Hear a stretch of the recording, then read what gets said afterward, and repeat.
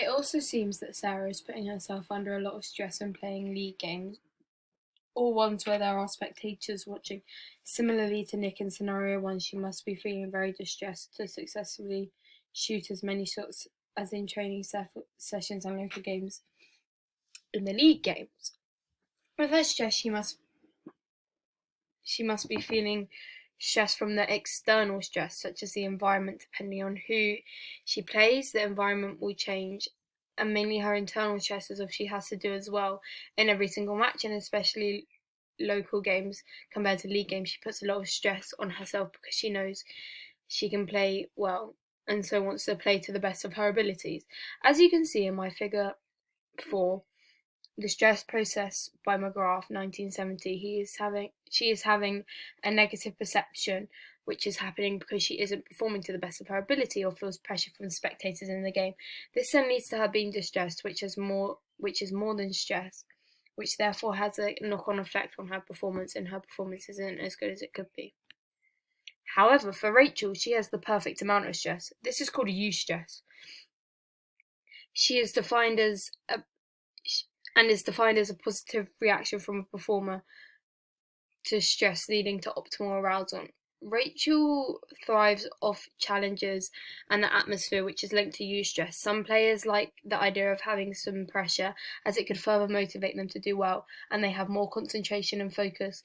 Even though Rachel has a good type of stress, it is still stress. I could show she has behavior stress because how the game goes and how the people around her behave determines how she behaves and reacts, and how much stress she has from other people. Rachel may be distressed, but the level of arousal and stress she has motivates her, and she performs well under the stress. Her stress is coming from external factors, which are the crowd and the challenge of the game. However, these external factors aren't affecting her negatively. When looking at the stress process by McGrath, 1917, she has a positive perception of the challenge, which then leads to eustress, meaning she has increased energy and motivation throughout the game, which is a positive thing because it makes her performance better, and overall her performance is increased and better, and she gets praised for this by being player of the game. Moving on to anxiety. Sarah may have a lot of anxiety due to the fact that she has a lot of pressure. When the spectators watch her, she wants to do well, so she can be scouted for another better team. She also has a lot of pressure, whether that's being put on herself or verbally by her coach. It's it's the pressure is to perform as well in the training and the local games as she does in the league games. By this I mean her scoring average should be the same throughout, but it's not. It's lower in the league games. Because she is putting so much pressure on herself to reach these goals in league games, her arousal levels will increase. This is trait anxiety, where it becomes part of a personality to put so much pressure on herself in the games to score the same all the time. This shows that Sarah is worrying. She has this built-in worry that makes her increase her anxiety levels because she can also tell she is being watched by the spectators, and so wants to perform her best, but gets over aroused, and this leads to her performing bad or not as good as she could statistically. This links back to the idea that she's always going to be the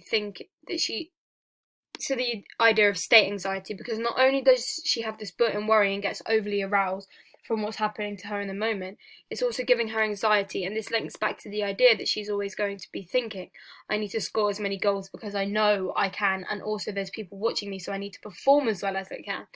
For Sarah, this will be a temporary emotional response. Even though she may worry often, these high levels of arousals are only because of what's happening now. But her worry is to do with her built-in personality. Her worrying a lot about her performance is then linked to the cognitive anxiety. She is worried how she will perform as she's being watched. She also is internally evaluating her performance, which is leading to further anxiety, especially in league games, because she believes that she cannot win because it's a higher level of demands, and because it's a higher level and the demands are higher. We know there are different factors that affect anxiety. These are things such as personal factors. So for Sarah, her trait anxiety, and the idea that she has a built-in worry and situational factors. So for Sarah, the importance of a league game and the fact that she has to score lots in them. Sarah also has competitive anxiety. She is bringing her failing in other league games into new league games, and so she's which means she is now perceiving the league games as threatening.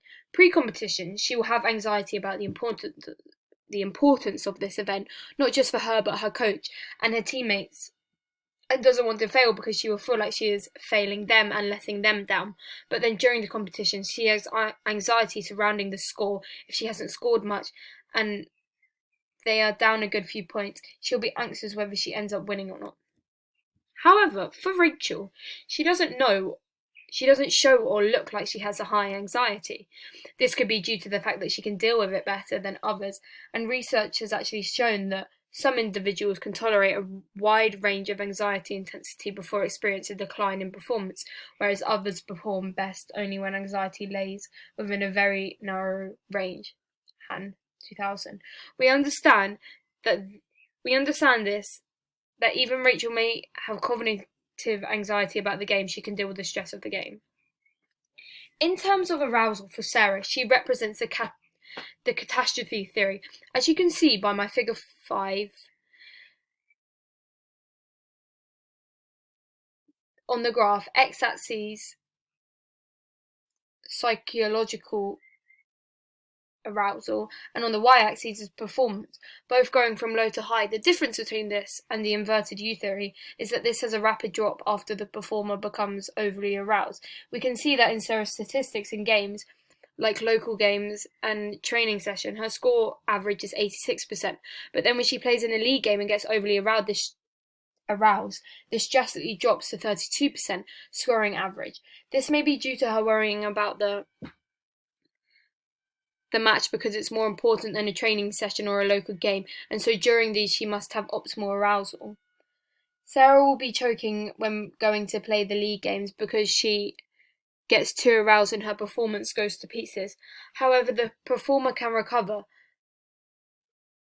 However, in the catastrophe theory, the performer can recover this and bring it back by calming down and bringing our arousal levels back down. This does depend on how overly aroused the person is, because if they're too aroused, you may not be able to bring it back. And it also depends on the length of the game as to whether they have enough time to calm down. In some occasions or scenarios, your choking could lead to disqualification, and there is no way of reversing it for Sarah.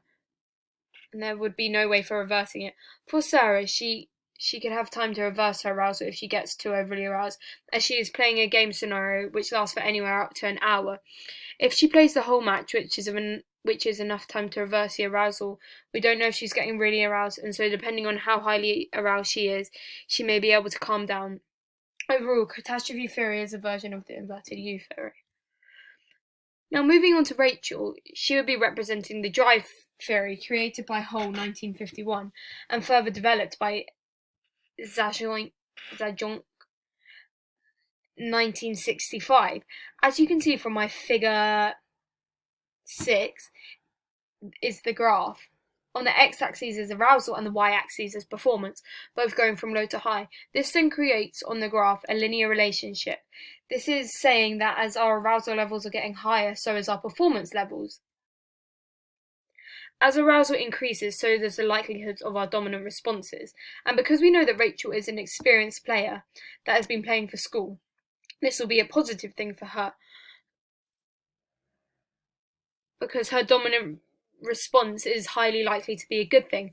However, if Rachel was a novice, this would be a bad thing because their dominant response would be a bad thing, because they don't have so much experience within the sport. And so for Rachel, according to drive theory, having an atmosphere and challenges which creates high arousal is a good thing for her, as she will perform her best. The drive theory tends to focus more on her growth skills, for example, passing, pivoting, sprinting, and receiving, which makes up the game of netball. This then shows that for sports like archery, you would want a quiet crowd because it involves fine skills, and you would want low arousal for an archery player. In the previous slide, I described the Izov model that Han in 1986 created. As you can see by my figure 7, and with this scenario I would say that Sarah was overly aroused, and so her best performance would be in the moderate Izov because she's still performing gross movements, and so would need to be aroused, but just not as much as she is because it's having a negative impact on her mentally. However, for Rachel, I would say that she performed best when highly aroused, so I would say that her best Izov would be in the high arousal zone because she thrives off atmosphere and challenge. Thank you.